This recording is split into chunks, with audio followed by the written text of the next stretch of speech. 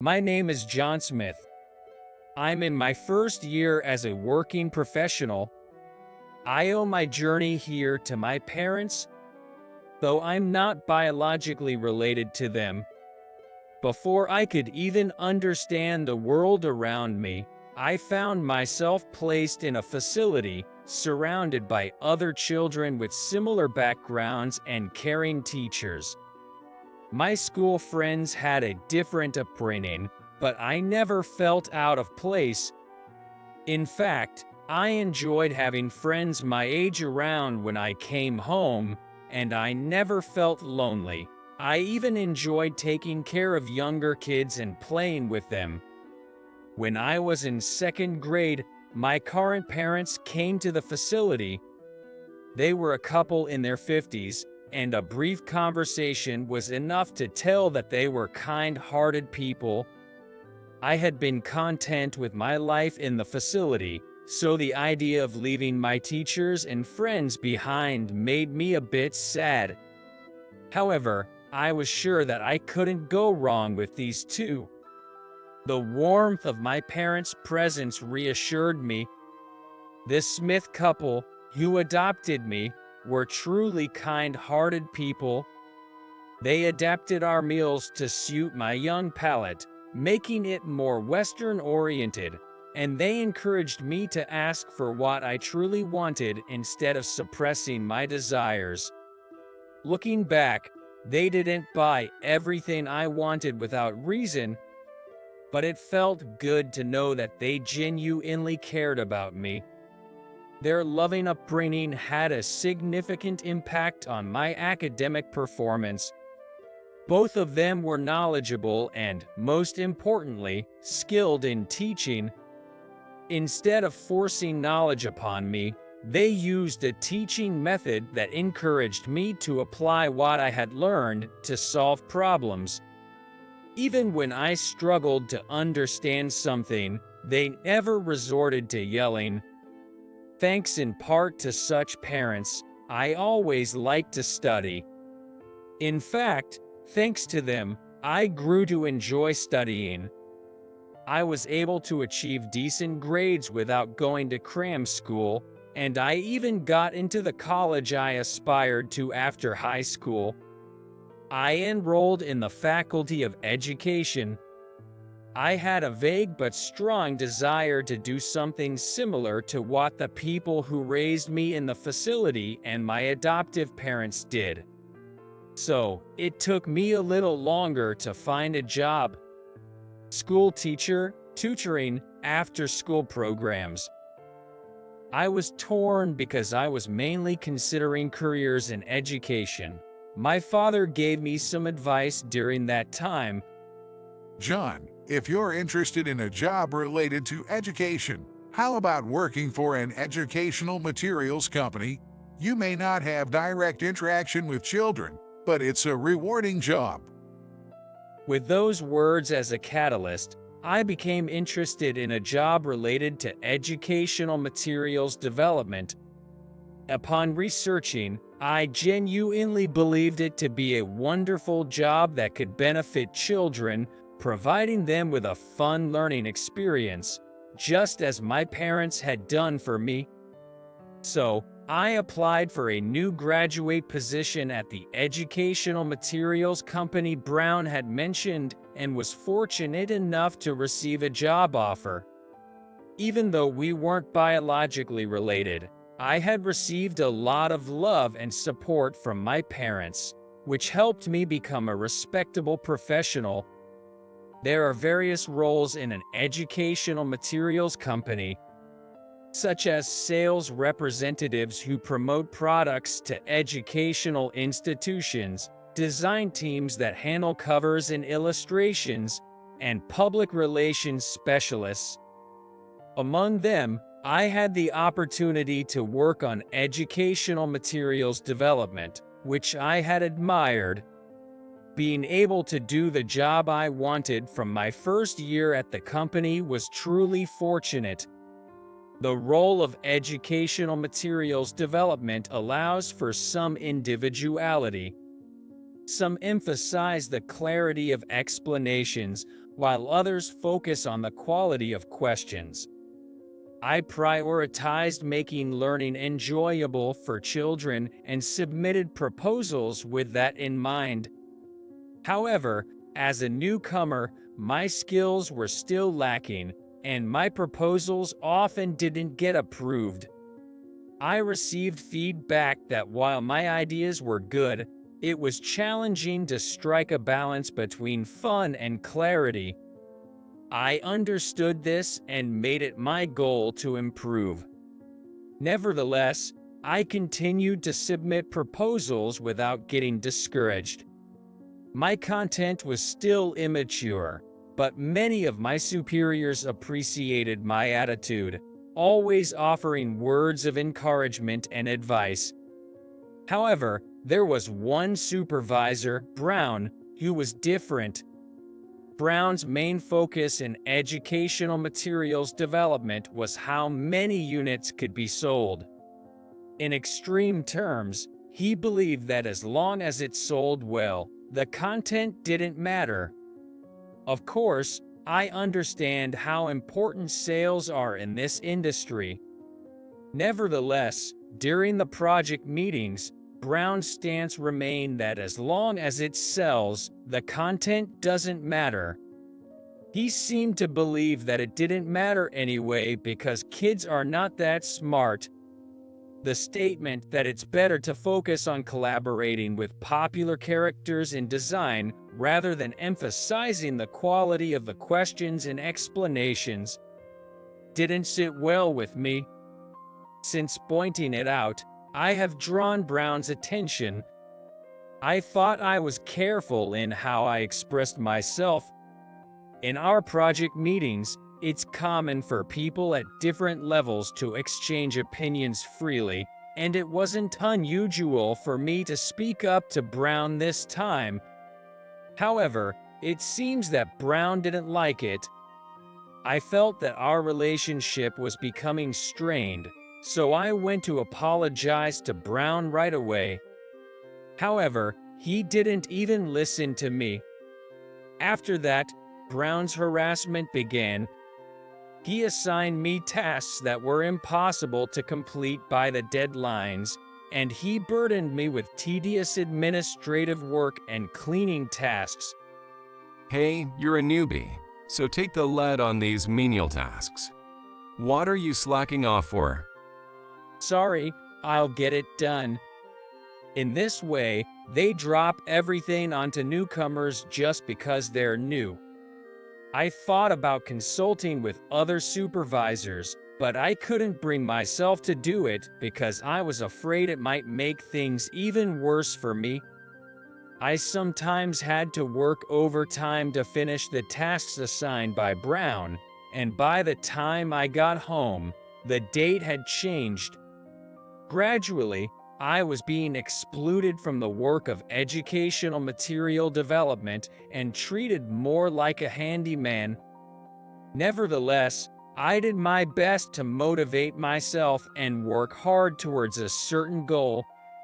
I wanted to present a trip to my parents as a gesture of gratitude.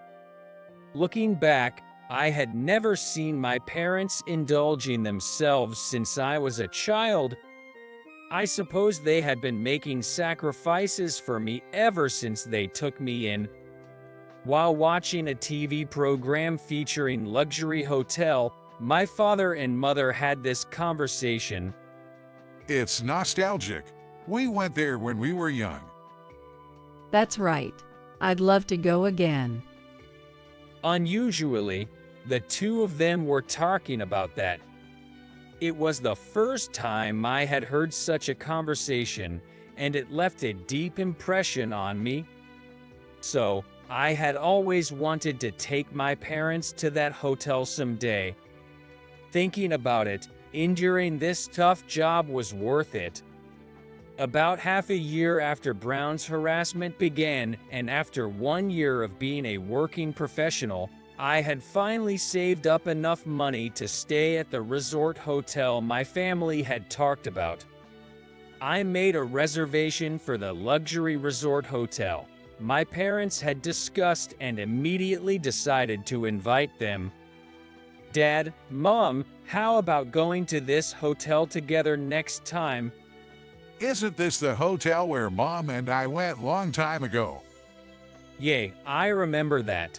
This isn't nearly enough, but I've been wanting to show my appreciation to you both. Is that okay? Of course it's okay. There's no way we'd refuse. My dad was holding back tears. My mom seemed deeply moved too.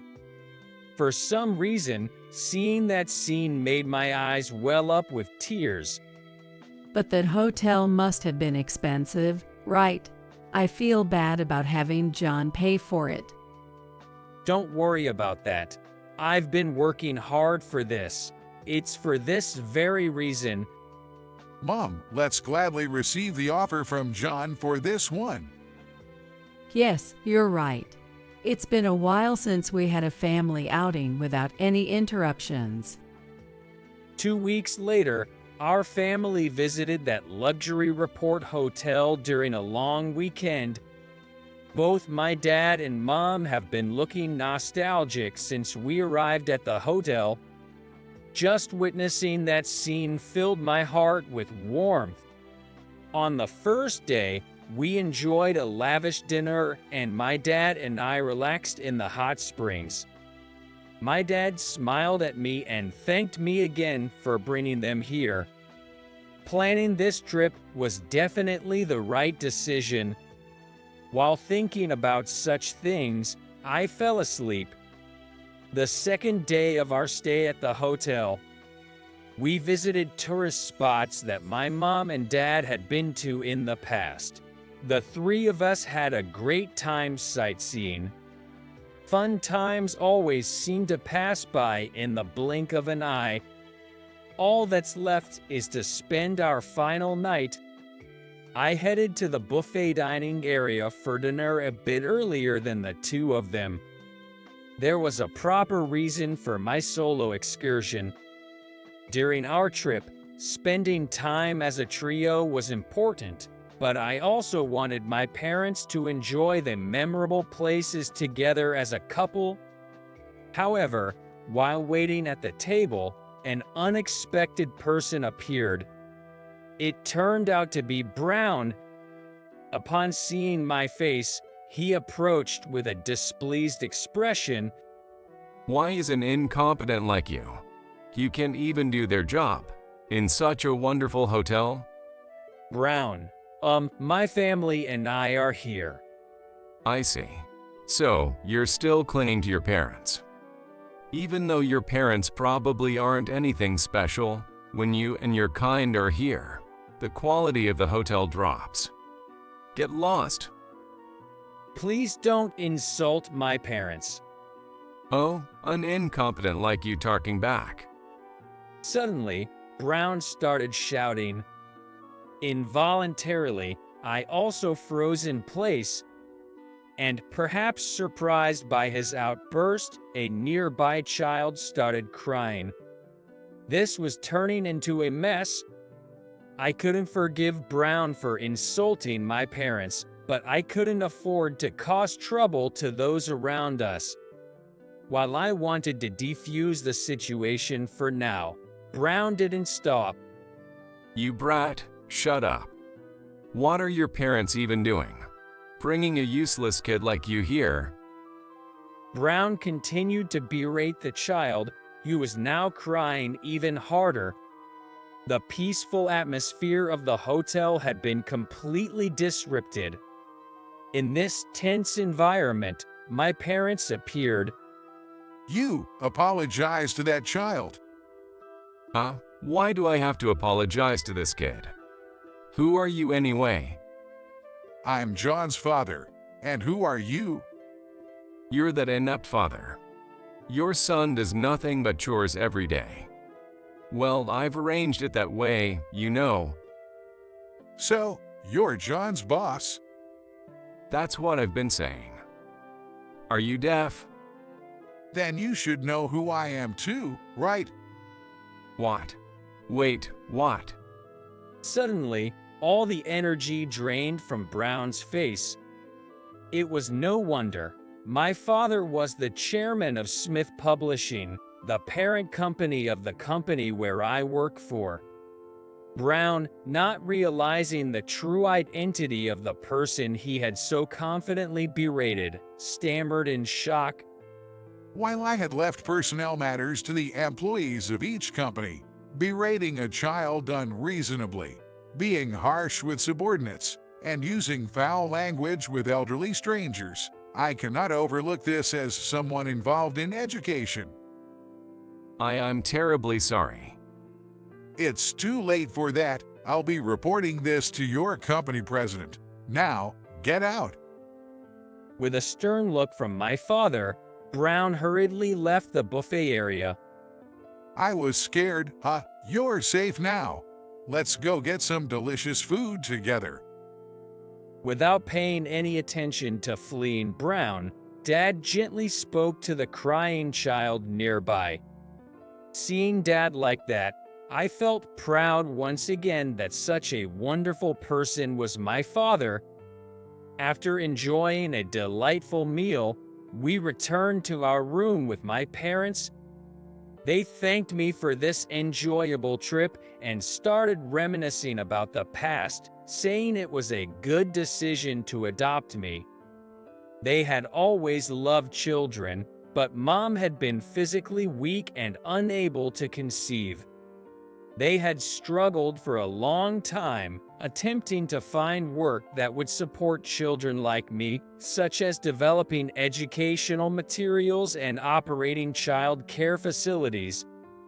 One day, while inspecting one of the facilities they managed, they noticed a young child who was kind and considerate to the younger kids.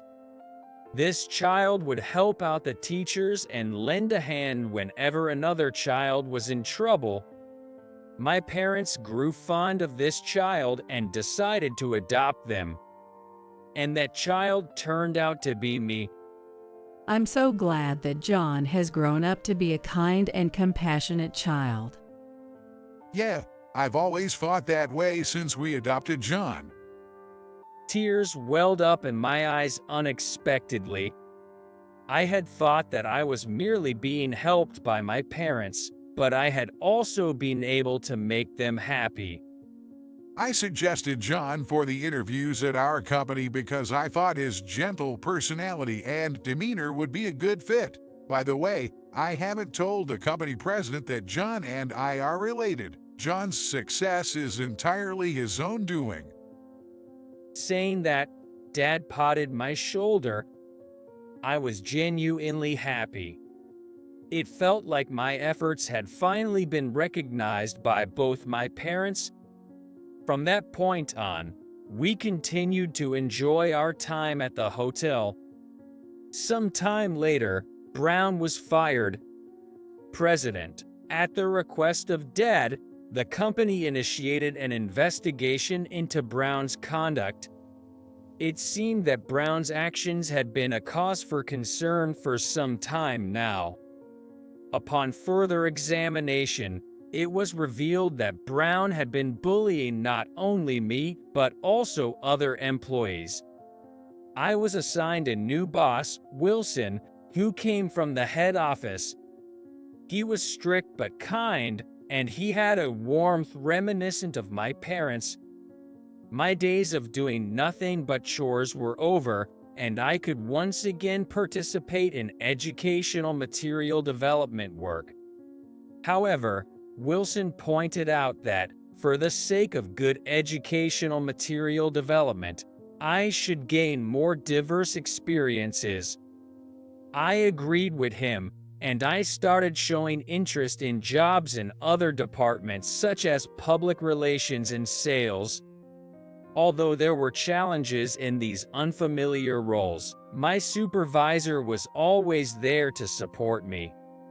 It was reassuring to have a reliable senior by my side. Despite my previous misgivings about Brown, I couldn't help but think that he had been disrespectful. Now, I was fully immersed in my work, but I hoped that someday I could engage in work related to child care just like my parents. I wanted to support children who were going through tough times, both through educational materials and direct interaction. After working under Wilson for a year, an opportunity came my way. As part of the company's community service activities, there was a plan to visit child care facilities and provide children with school supplies such as textbooks and notebooks.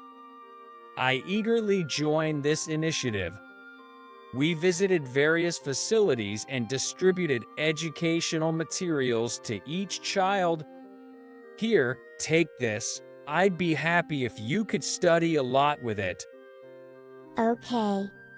I'll take good care of it. Thank you. The children hugged the educational materials we gave them, treating them with care. Watching them, I felt deep down that I was glad to be doing my current job.